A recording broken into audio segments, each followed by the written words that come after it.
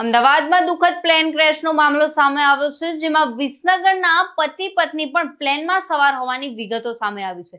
તો લંડન રહેતા દીકરાને મળવા માટે જઈ રહ્યા હતા આ દંપતી. તો પ્લેનમાં સવાર હતા આ દંપતી, જેમાં પટેલ દશરથભાઈ જોઈતારામ અને પટેલ ડાહીબેન દશરથભાઈ પ્લેનમાં સવાર હતા. હજુ સુધી પરિવારજનોને આ અંગેની કોઈ વિગત સામે નથી આવી.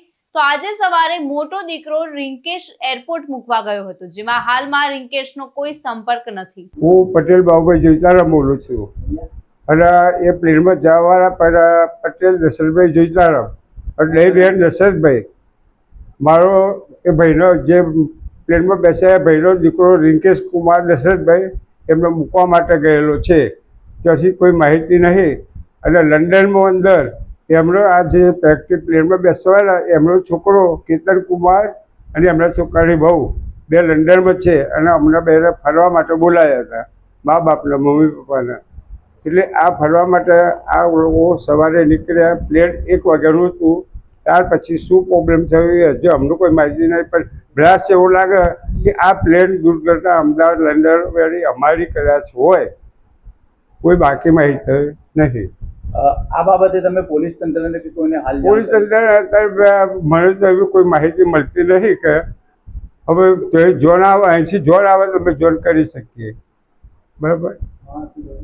જે આ દશરથભાઈ અને ગૌરીબેન છે તમારા સંબંધમાં શું? સગ્ગો ભાઈ ને સગ્ગા ભાઈની બહુ છે. મારું નામ પટેલ ભરતભાઈ હરકુદાસ. મારી સગી બહેન, મોટી બહેન દાહીબેન દશરથભાઈ પટેલ ફતેહગઢ વિસનગરથી